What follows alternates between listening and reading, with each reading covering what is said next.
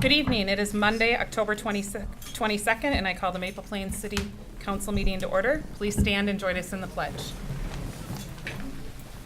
I pledge Allegiance to the flag of the United States of America and to the republic for which it stands, one nation, under God, indivisible, with liberty and justice for all.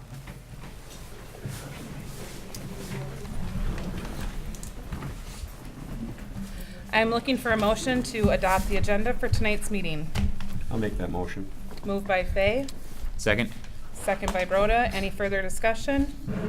All in favor on approving the agenda? Aye. Opposed, same sign. Motion carries.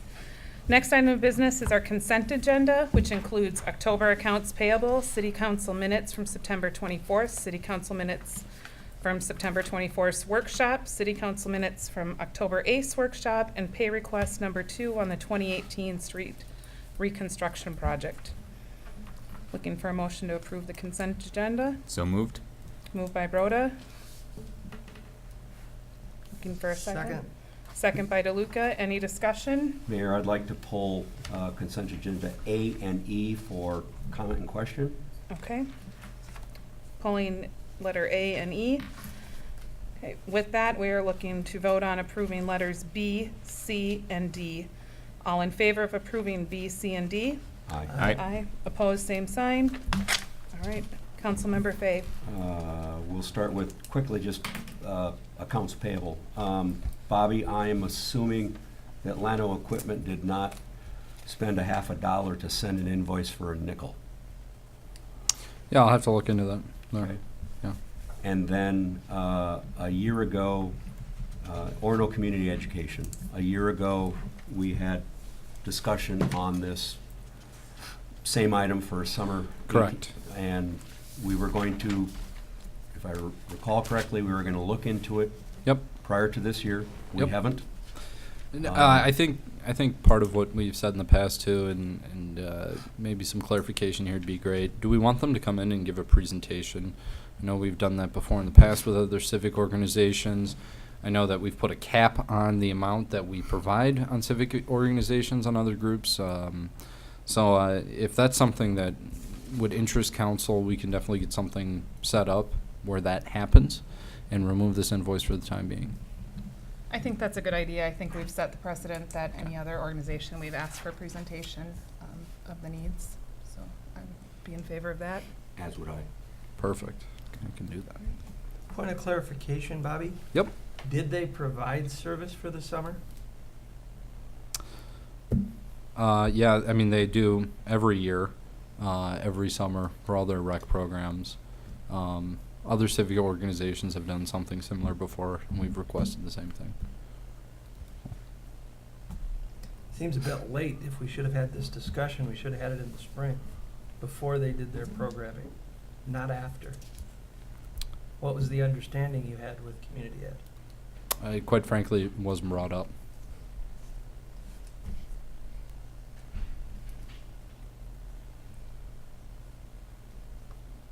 Any other discussion? All right, so you will invite them then to come and speak? Yeah, I'll reach out to community education and go from there. Okay, thank you. Any other questions on accounts payable? All right, we'll approve A and E together, so I'm gonna go back to Councilmember Fay for E. Okay. Dan, I'm glad you're here. Sure. It has to do with the second pay request. And I'm new to this, so I'm just looking for clarification. If my numbers are correct, financially, we're about 30% complete with the project, the complete project. Yet as I look at amounts to date on certain things, we're 200% above contract quantity on street sweeping and 400% on 6-inch PVC pipe and 150% of sewer inspection at $900 an hour. Do they just run these amounts and we pay them, or do they stick to the contract amount, or how do we have cost containment going forward? Sure. So these are unit price items. So some of the items like you mentioned on street sweeping or There's estimates that we make at the beginning of the project, and then we just our inspector tracks the hours that the contractor spends on it. There has been more, I think, sweeping and some of that stuff based on the rain that we've had to kind of keep things cleaned up. But in general, it's some items are estimates, and so some items will go over, and we track the quantities and kind of agree each day with the contractor that you've done this much work today, this is what we have, this is what they have. And then there's going to be some quantities that will run under our estimates.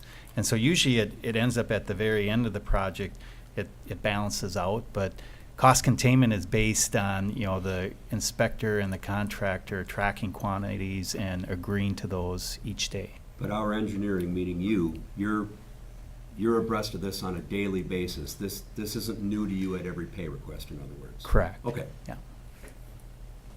That's all I have. Any further? All right. Any other discussion? All right, with that, I'm looking for a motion to approve the October accounts payable and pay request number 2. I'll make that motion. Moved by Fay, Second. second by Broda. All in favor? Aye. Opposed, same sign. Motion carries. Next item of business is our administrative reports. This month, those are as written. So looking for a motion to approve the administrative reports. So moved. Moved by DeLuca. I'll second. Second by Broda. I would like to pull the Public Works October monthly report. Any other discussion? All in favor of approving A, B, C, and E as written and Aye. submitted? Aye. Opposed, same sign. Motion carries.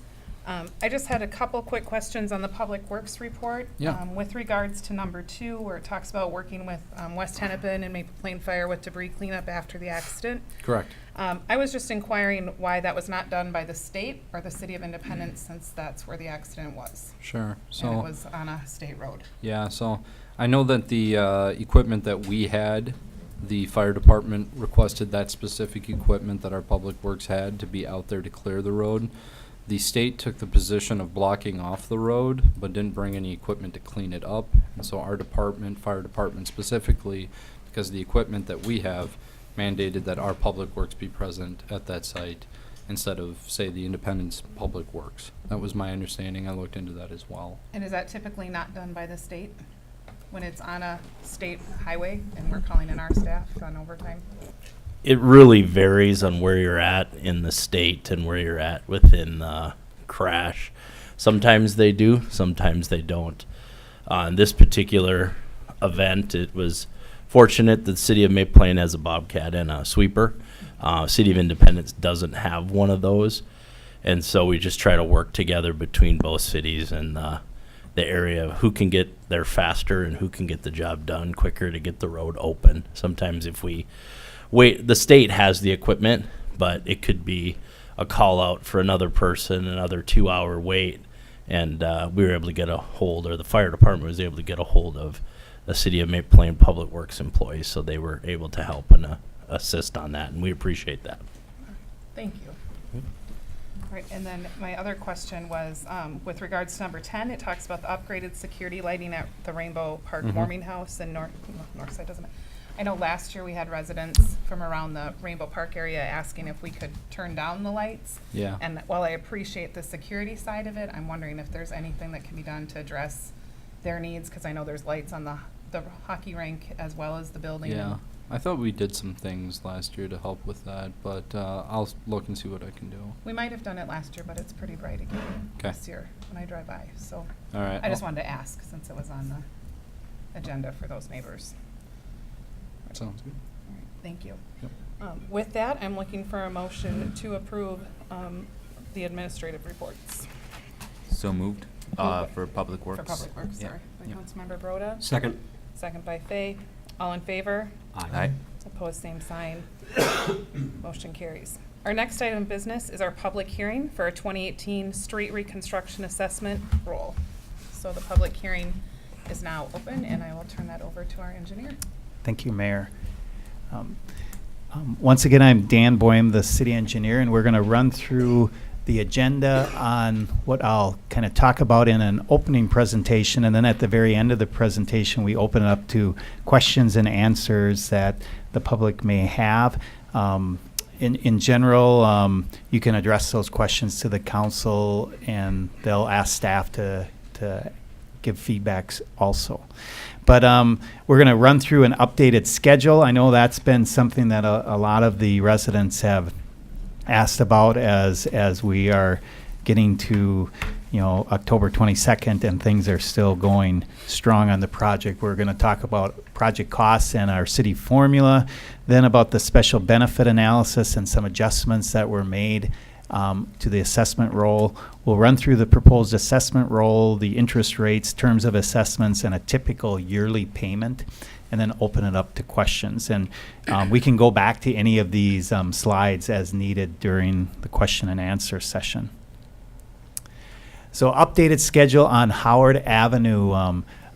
We got a schedule from the contractor last week, and they did give us an update on Howard today that we made some adjustments. But in general, the gravel work that they're doing now, this is a picture of, and it's like some geotextile fabric that's being laid out on the road, and then you put sand and gravel on top. But they anticipate being done with the gravel by October 29th.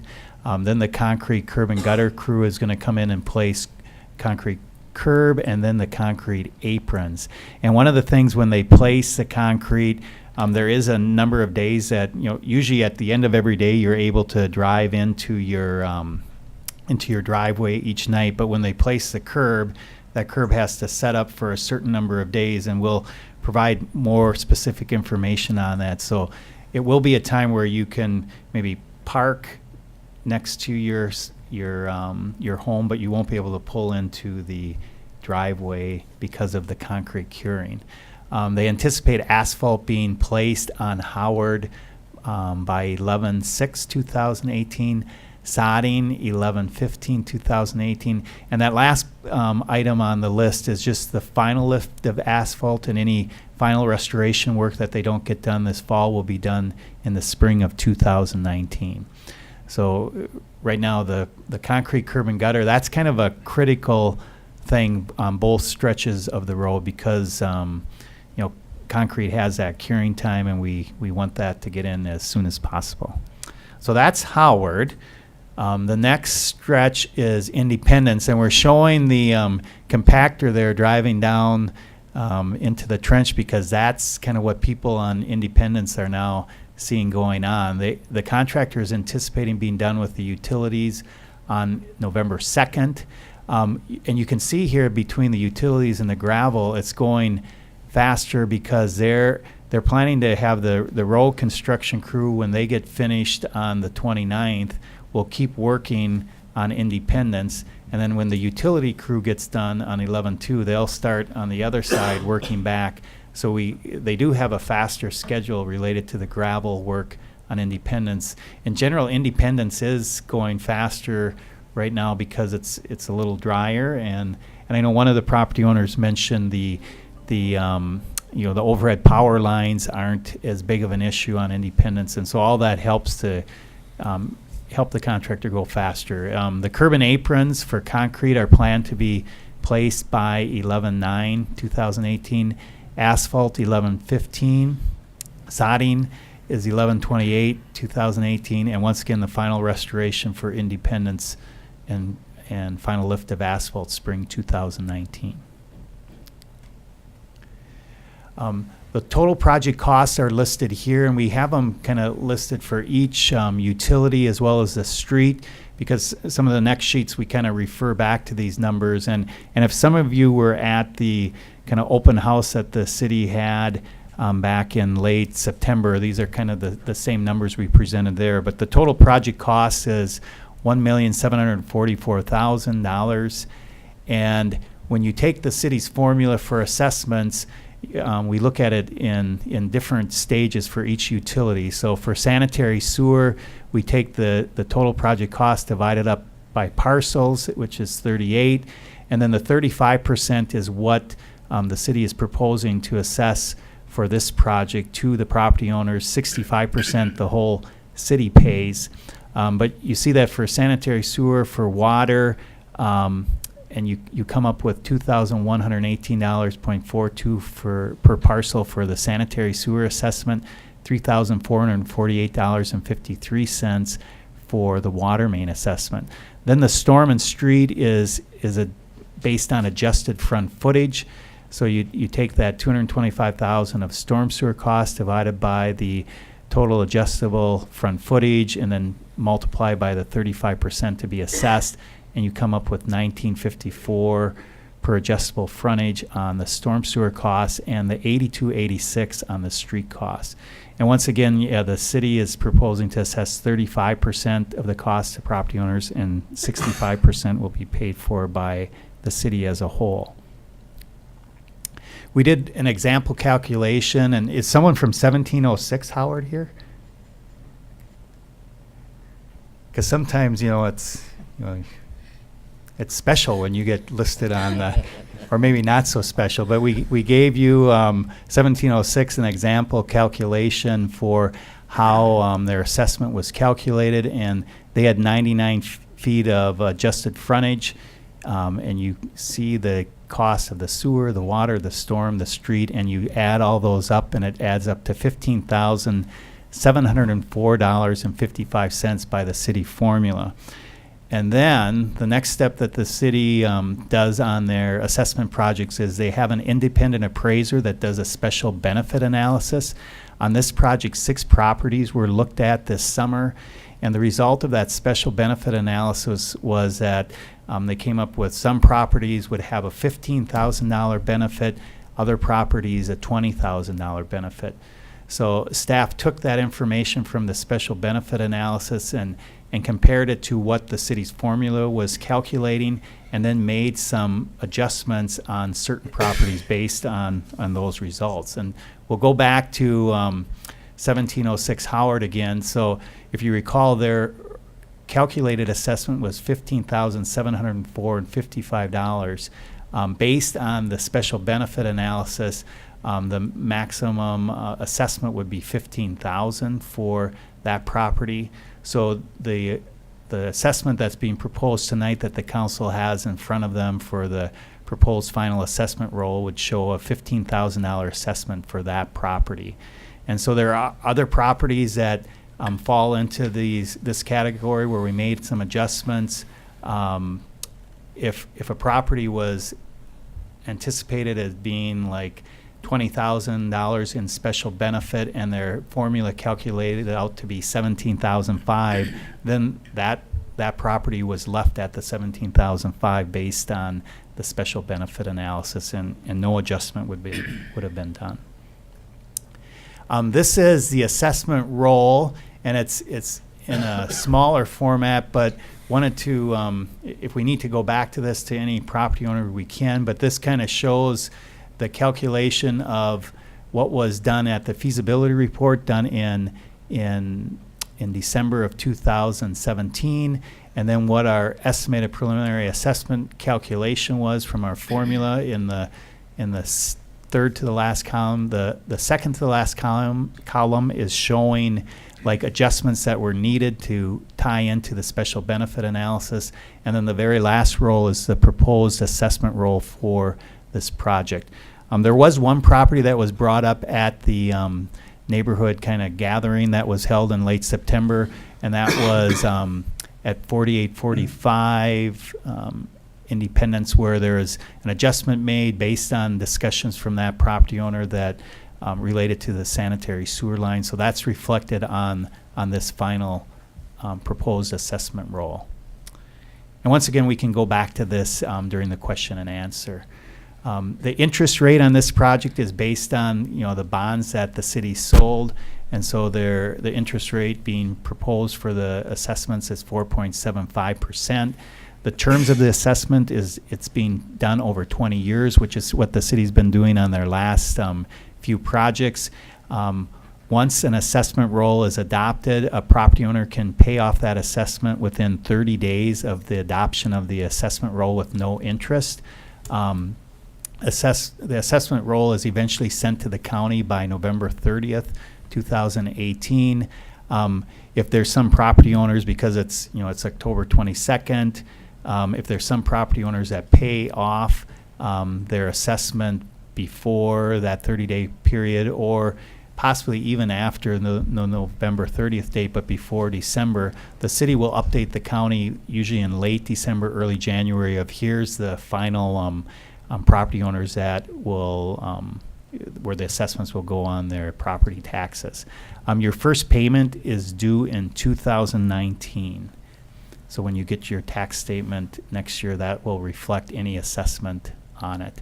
And we did this typical yearly payment because sometimes property owners will ask, okay, if I have a $15,000 assessment and that's going to be paid over 20 years, what does that equal per year? And so we show on a $15,000 and $20,000 assessment, you would have $1,183 paid per year for the $15,000 assessment and $1,577 per year on the 20-year assessment.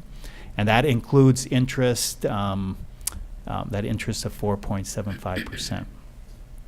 And with that, I've run through my slides, and this is our question slide that just gives some general information related to your questions. We encourage, the council does want to hear from the public tonight on their thoughts related to the project. And we know a lot of you have went through, especially the residents on Howard, have went through a long construction period, and we're seeing that coming to a close here in late October, early November. We, in general, trying to keep comments to 3-4 minutes, but we know that no one's like exactly timing, so it's just kind of a general rule. People have been very polite and courteous, I think, to the contractor and through this whole project, so we appreciate that. And we know it's tough to go through the construction with the the access issues, et cetera, but we appreciate that patience that you've had. Council and staff will respond to your questions, and eventually, once the council is done responding, they'll typically close the public hearing and make some decisions as it relates to the assessment roll and a resolution. So with that, I can turn it over to the council and the public for any questions and answers, and I can go back and forth to any slides that are needed. Thank you. Thank you for that very detailed and great update. With that, I am looking for a motion to open the public hearing. So moved. Moved by Broda, Second. second by DeLuca. So at this time, the 2018 street reconstruction assessment roll public hearing is open, and we welcome anyone to come forward to the microphone and speak. Please state your name and address, and you'll have 3 to 5 minutes. Hi, Jim Brown, Howard Avenue, 1718. What kind of curbs are we getting? The slow slanted curb or the taller? It's going to be the taller curb. Not the ones like over here by the park? Correct. What, and why is that? I think, when the council was discussing it early on with the public and talked about the two types of curb styles, there's, I think the general feedback from the public was that, okay, we kind of know where our driveways are, and so having the barrier curb was something that was encouraged by Public Works, and the property owners at that time felt that comfortable with that, and so that's why it went that way. When we talked about the surmountable in the past, I think some of the property owners on those past projects really felt that the surmountable was the best thing for their neighborhood. The city has kind of done a combination throughout the city, but at least on Independence and Howard, we went with the barrier type curb. Thanks.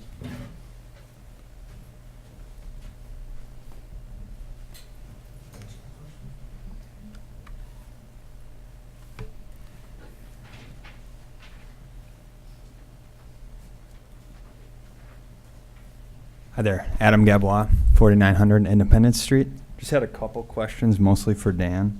Sure. With the paving dates going into mid-November, are you concerned at all with the temperatures? And are the contractors going to be making sure that the gravel's not freezing and so on and so forth, the curbs being covered up? Correct. Yes. Whenever work extends into November, there are times when, especially on the concrete, that the concrete is going to have to be covered because it takes a certain number of days to cure, and so usually it's either going to be a double layer of plastic that they put on, and then that keeps the heat in while the concrete is curing. Or sometimes depending on what the temperature gets at night over the period of curing, they may have to put in these insulated blankets over the curb. So it is something that we're concerned about. The bituminous is something that they still, will make bituminous and asphalt up till like Thanksgiving, but we do watch the condition of the gravel, and because a lot of times if the gravel is frozen and you put this asphalt on that's several hundred degrees, that kind of gets messy and makes issues. So it is something that those things are watched by our inspectors and the contractor. Okay, I just wanted to be sure. And then drain tile services, I know those were discussed at one point. Is that still a thing where the drain tile is going to get stubbed into properties, and Correct. we need to help them lay out where we want those? Yeah, so our construction observer, Tanner Baki, will be working with the property owners on Independence here soon in kind of looking at where you would like a stub for a drain tile. I think some of the property owners that are along Howard, he's worked with them on, and sometimes we'll put a lath in the ground that where that needs to go. But as soon as they start working on the street work, that's when you'll see him talking with residents on that. Okay. And then my next one was for Bobby. Did you guys happen to talk about the corner lot scenario? Yes, yeah. Okay. So the corner lot scenario was brought up, and right now the direction from City Council is staff is going to write up a policy, and that's going to be brought in November Okay. before council to decide what action they'd like to take on that. Okay. Yeah, just to speak on that, I'm on a corner lot, but only one street is being constructed right now, and maybe you guys already know this, but I don't think there's anything in the policy that gives us that deduction if we go and construct Perkins in the next 2 years. So I was just curious if we could add something to the policy. Other than that, Tanner's been great to work with, so if you could pass that feedback on. Thank you. Thanks.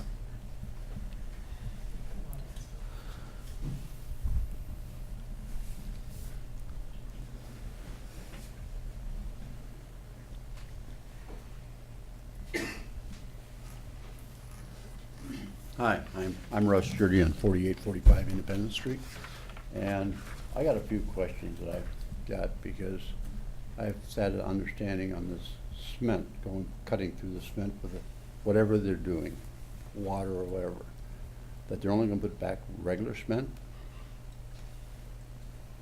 I'm looking at, because I've got exposed agate on each side of my driveway.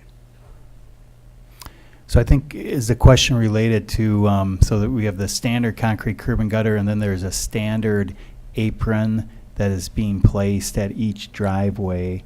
And so I think I know there's a property up on Howard that has a more decorative driveway, and I think that's probably, what Yeah. Russ is getting at. Russ, when we're doing these projects, kind of what we have done is that we'll replace it to a standard cement place, or we'll provide the option where we can, we'll provide, like we would, if you want to put in that, we can work with the contractor, but you would have to pay that difference in cost on that. Okay. But that's been the direction from council pertaining to I specifically. know what you're saying there. Yep. But then I got a second question, as long as you brought it up, because they just dumped all your cement right across in Janet's yard. Yep. So they were breaking everything down. Yep. And you come with this loader that takes a 3-yard dump, probably, or 4-yard. Sure. Okay, that big machine Yep. broke both sides of my driveway off. So I'm not gonna pay for negligence of someone else. Sure. What we'll do in that situation there, if there is negligence there, then Russ, we'll talk specifically with the contractor, and that may be a cost that they have to eat then. And if they can't fix the other ones, then why don't they burrow underneath? There's no reason why they shouldn't be able to burrow underneath the driveway. Yeah, if there's negligence there, we'll talk to the contractor, and they may be liable, part of their agreement then to replace that to where it was at prior to. So, That's what I'm looking at, Yep. you know. so I can see what I can do there. And there is a transition that has to be done at various driveways by putting in the curb and gutter. In general, we end up lowering the street at times, so there is a transition. But we'll definitely bring up to Tanner to look at. And is that the driveway at your that has a house on it, right? Yes, that's right. Yeah. That's correct. And then also another thing I'd like to find out, on a weekend, like this past weekend, Saturday evening when I come home, well, here I had big clumps, must've been a foot high at my driveway. And, I mean, you're talking all clay, Oh. trying to rumble over through, and even with the Equinox going over that, I mean, it still scraped the whole bottom, and then I went down, I rotor-tilled it yesterday. Okay. And is it possible on a Sunday that they can't come back and regrade it or something? I mean, these roots are something else. Sure. No, I agree that if there's, and we know once, Independence was able to survive for a while with that existing reclaimed material, but now that they're digging, it gets to be a lot more disturbed. And so, yeah, if there's, usually before they leave because they've been working every Saturday Yes, here. they have. They've been there, they've been out there 7 in the morning till 7 at night. Yeah. I give them credit. They But really have. But they do need, and I'll talk with our inspector too, they do need, when they're done that day, to make sure everything is cleaned up so that, when Sunday comes, you're not getting stuck or some issue. And it wasn't raining Sunday, so, I agree. yeah. And if we So, have no. rain, it's gonna be worse. Right.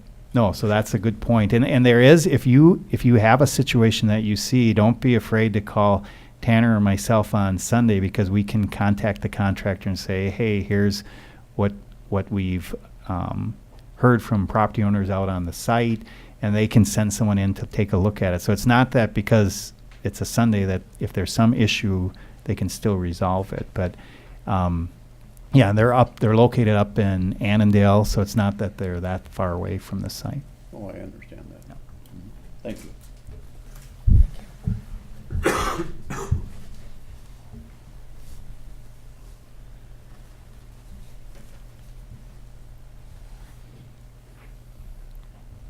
Would anyone else like to speak for the public hearing? All right.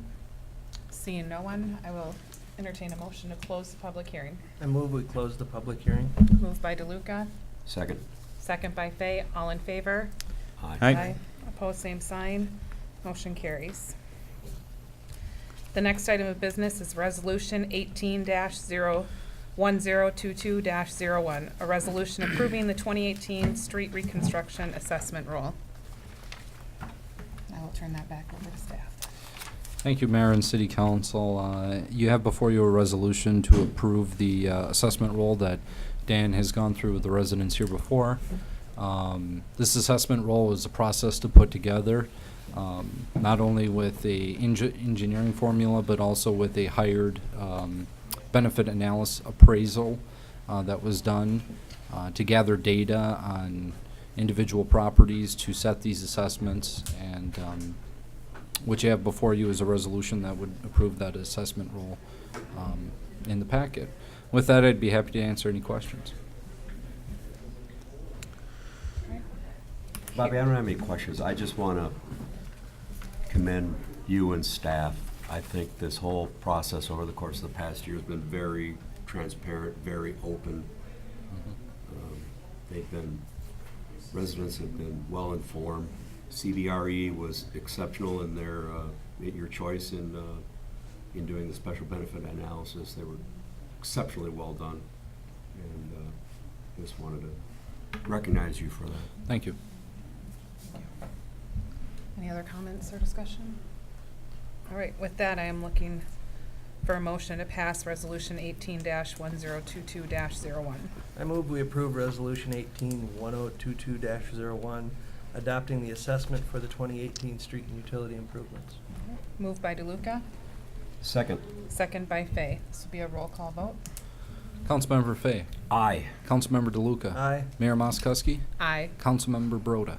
Aye. Councilmember Cahill is absent, so the ayes have it 4-0. Thank you. Our next item of business this evening is Resolution 18-1022-02, a resolution adopting the Hennepin County All-Hazard Mitigation Plan, and for that, I'm going to turn it over to our Director of Public Safety, Chief Grales.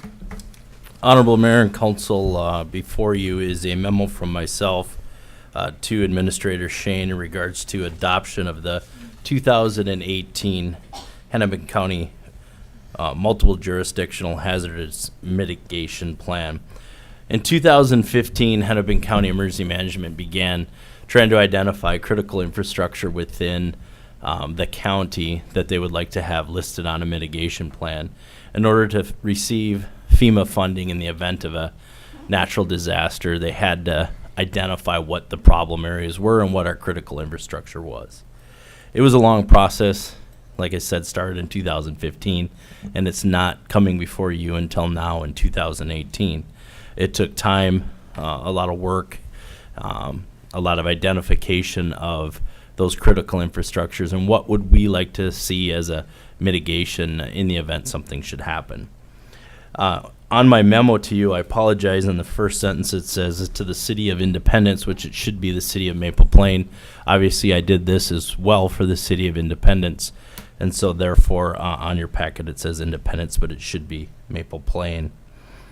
And through the course of working with Hennepin County on this is they reached out to me as your emergency management director to help identify those critical infrastructures. This is all the cities and the county within all of Hennepin County tried to identify those. Some of them that I just quickly go through that were identified as your fire station, your water treatment facility, public works, your lift station number 2, City Hall, the Orno Discovery Center, your Metro Council sewer line pump station over by the compost site, Haven Homes, Bryant House, Maple Terrace, Bryantwood, Newport, Manchester, all the churches, Bank of Maple Plain, your cell towers on your water tower as well, and your Frontier phone system. As we went through that even further, I want to tell you that the entire packet was given to the City of Maple Plain in a CD. It is 748 pages long. We didn't include it for you in your packet because reading 748 pages and looking at each city's different critical infrastructures could be a little overwhelming. But Maple Plain is on page 135 of that document. It was included in your packet. Some of the goals and objectives was to minimize loss of life, injury, damage to property, the economy, and our environment from natural and man-made hazards, to increase education, outreach, and awareness, protect natural and cultural resources, identify areas greatest impact from hazards. Some of them were mentioned earlier. Enhance hazardous mitigation, coordination, communication with federal, state, and local governments, promote disaster-resistant future developments, and build and support local capacity and commitment to becoming less vulnerable to hazards. As a small example to help you better understand what through this mitigation, if a tornado came through and let's say it took out the northeast corner of kind of the construction area that we just talked about in Maple Plain, and a lot of homes and trees and roads were destroyed, we put in the mitigation plan is maybe that's the time we discuss the overhead power lines. You know, we all talk about when a storm or a windstorm or comes through, the trees fall down, and then we're out of power for a day or 12 hours. As we mitigate that and repair those, should we talk to Xcel? Should we get that in our plan so that, and then maybe let's go to in that new or that destroyed area to go to underground. Those needed to kind of be identified and talked about in order to get the funding. And so this 3-year process is kind of where we're at, and this resolution's before you today. And this kind of protects us in the future if something should happen that we have this mitigated. So I can answer any questions if you like. Thank you for that overview. Any questions for I Chief? have a quick question. One of the major expenses was, in fact, burying power lines. Would that ultimately be a city responsibility? Is that an Xcel responsibility? I think you have to work with both of the cities. So in that example I gave you, it would be a 75-25% FEMA grant to the city. So the FEMA would pick up 75% and 25% would be covered by the city. So that's where you would negotiate with Xcel and say, hey, does this make sense? This is what we'd like to see. We got 75% of the funding through our mitigation plan. Let's maybe look at doing that. So you have to work with both. That was a question that Independence asked as well, is what do they prefer? And my answer is my brother-in-law works for Xcel, and it still is fairly common that they prefer the overhead power line because it's easier to repair than in ground. But that would be something we'd have to negotiate, I guess, if it should happen. Let's hope it never does, but $1 million. yeah, exactly. But this at least gives us the opportunity to have Correct. that discussion and evaluate the pros and cons at the Correct. time. Right. If unfortunately it were to happen. Correct. But Excel will continue to trim trees to keep them out of the overhead power lines. Oh, Correct. That's not our responsibility. Correct. All I have. any further discussion or questions for Chief? Okay, with that, I'm looking for a motion to accept Resolution 18-1022-02, a resolution adopting the Hennepin County All Hazard Mitigation Plan. So moved. Moved by Broda, Second? second by Fay. This will be a roll call vote since it's a resolution. Councilmember DeLuca, Aye. Mayor Moskowski, Aye. Councilmember Broda, Aye. Councilmember Fay. Aye. The ayes have it 4-0 with Councilmember Cahill absent. Our next item of business is another resolution, Resolution 18-1022-03, a resolution to increase the city contribution to the Fire Relief Association, and I'm not sure if staff is speaking to that or if the Relief President McCoy is. Pass that over to Fire Relief President McCoy. All right. Thank you, Honorable Mayor and Council, for having me here to kind of go through the resolution that is before you. It's kind of a review from last year. I think I was here last year. I serve as the president of the Maple Plain Fire Department Relief Association, and with that, get to come and speak with you, Honorable group today. So in 2014 and 15, the Relief Association Trustee Board kind of recognized that we were falling further behind in kind of our Relief Association pension plan. And so they put together a study that took nearly a year and it kind of set out for a long-range goal to, obviously you can't correct it overnight, but as anybody that saves a little bit of money every year, you know that it grows, and do it in small increments, you can eventually get to your goal. So they set out to do $100 per year service increments over the next 4 years, and then in the fifth year it'd be a $200 increment. Fast forward, we're coming up on our fourth year in 19. And again, our trustee board met on August 20th, and we had our financial planner, Barb McKnight, out and went over our Relief Association, the funds that we have, and see if it would be feasible again to continue with that plan and increase it from $2,700 to $2,800 per year service. And I'm pleased to advise that our fund is doing well, and we are ahead of our projections that we had in 14 and 15. And the trustee board unanimously voted to recommend to the Maple Plain City Council increase in our lump sum from $2,700 to $2,800 per year of service. Any questions? I'd be glad to help you or answer those questions. I know Councilmember DeLuca and City Administrator Schoen was at our meeting, so if I'm missing anything, you can help me out a little bit. Any questions? No, if I could add though that the financial health of the Fire Relief Association right now is very good. And I think for the public, remember that that's a combination of really three pieces of the pie. One is the city contributions that are made. The second is the 2% fund money that comes from the state. And then third is the investment returns that the funds make. And you saw in the report that it's at about 115, 117%. You want to keep it above that 100%.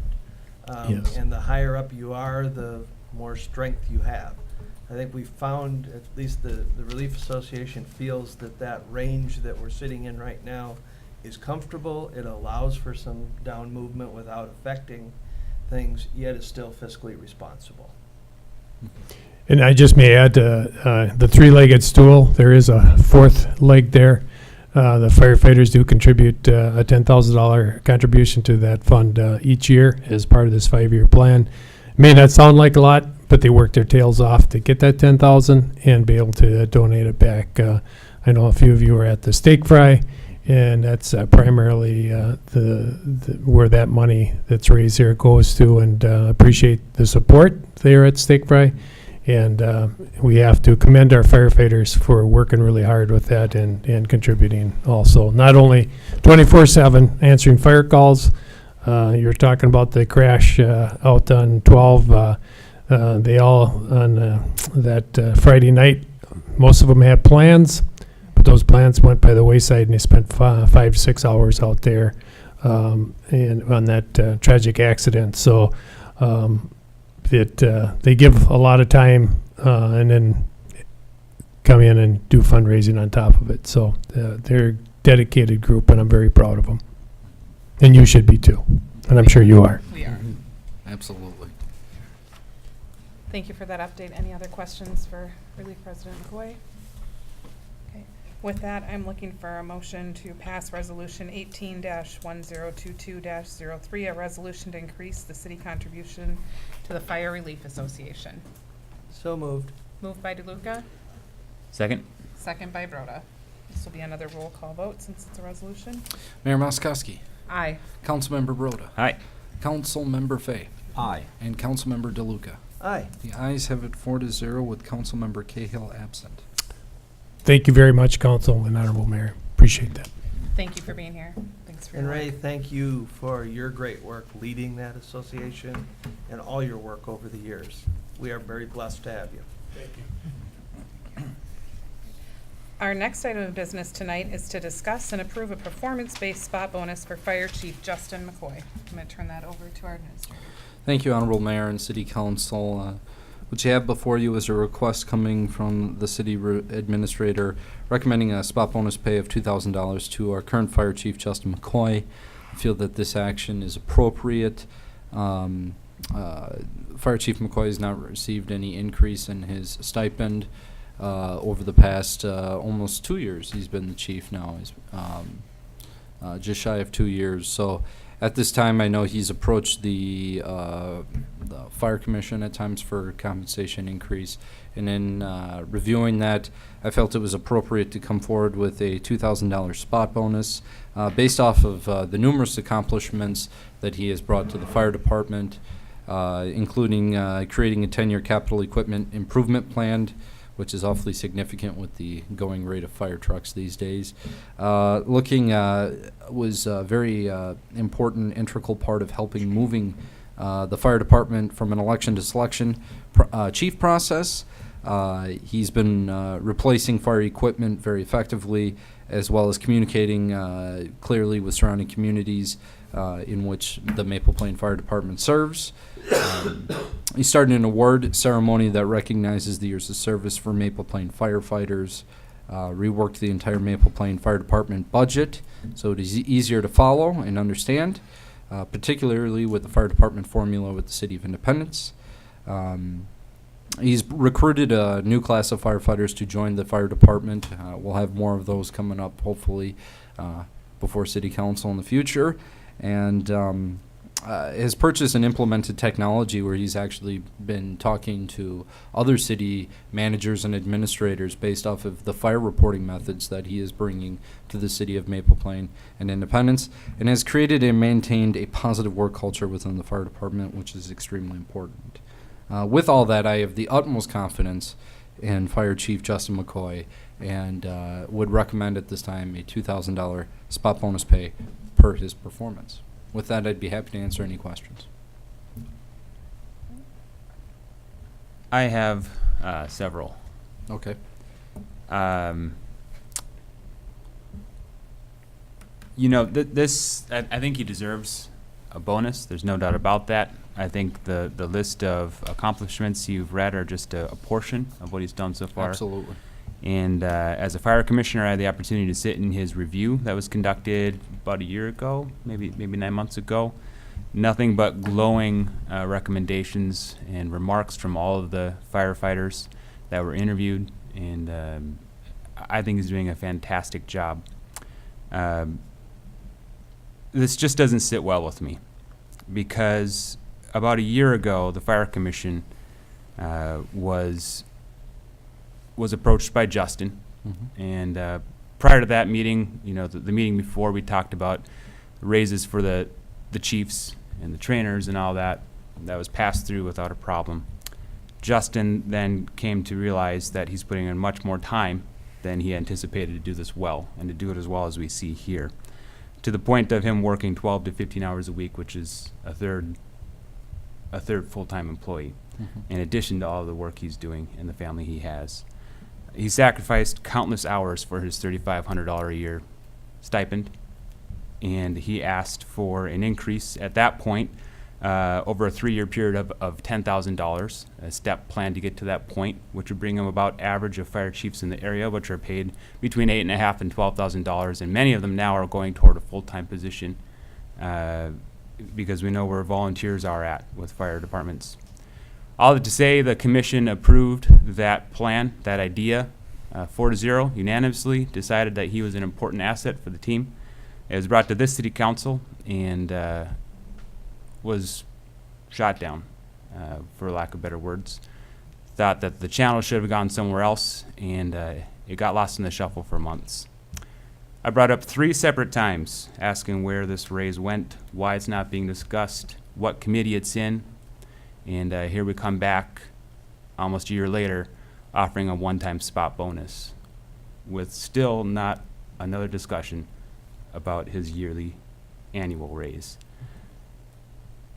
To me, it communicates a lack of respect for Chief McCoy. It communicates a lack of trust.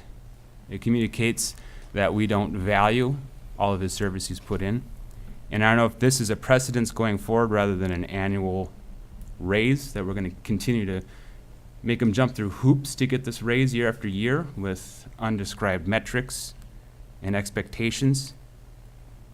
And for the future of our chiefs, I think it communicates that we don't trust, even after 2 years of prime examples, that we don't trust that they're going to do well in the future, and we need to evaluate them on a year-to-year basis.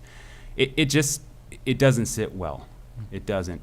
And I don't think we're communicating that we value our chiefs, our firefighters, both now and in the future. So I am going to vote for this. I think he deserves it. I hope that we're going to discuss an annual raise at some point in the future, and it's not going to be this year after year. So where are we at with the raise that was brought up a year ago? So the process of how it typically works when looking at fire department compensation at all is we bring it to the personnel committee. Personnel committee makes a recommendation. That document is then brought before all of city council.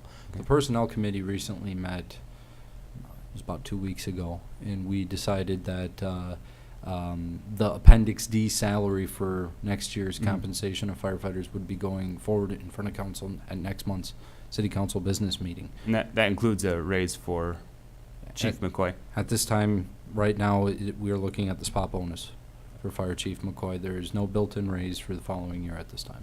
So for 2019, there's nothing that's going to be discussed next month. The expectation is that we would I would review defer that him. to council if they would like to discuss. Sure. Yeah, I'm just looking for answers here where we're at with this. So Bobby, can you help clarify what the fire department budgeted for the addendum rates? Yeah, for next year, specifically for the fire chief, the budget was $5,000 for the fire chief. Currently, the fire chief is making a stipend of $3,500. So with this $2,000 spot bonus, it would put him at $5,500 for 2018. for 2018. That is correct. For the Appendix D for next year, for the firefighters, we are looking at we're removing a lot of training pays, a lot of different public relation pays, kind of, the current Appendix D in the fire department compensation schedule has a number of categories laid out for firefighters. That is all being simplified into one hourly wage, whether you're on a call, whether you're in public relations, whether you're doing some work on vehicles in the station, to $13.25. From $13. From $13, correct. So we're that gonna is an give him increase. a quarter raise to. Yep. And Yep. that was at the request of Chief McCoy. Okay. That all, Okay. Yep. And with that, also, we talked about the chiefs, all the assistant chiefs, as well as the captains and the training staff there. And Fire Chief McCoy requested that right now the compensation is fair to leave that from how it is currently into Mhm. next year. So then to clarify, that Appendix D will not include a raise from $3,500 annual stipend for Chief McCoy. Currently, right now, it does not. If that is something council wishes to do, they may do so and have that discussion at the November meeting. Sure. Yeah, I don't want to Yep. get ahead of schedule. I Yep. certainly will. Am I? But I do think it's important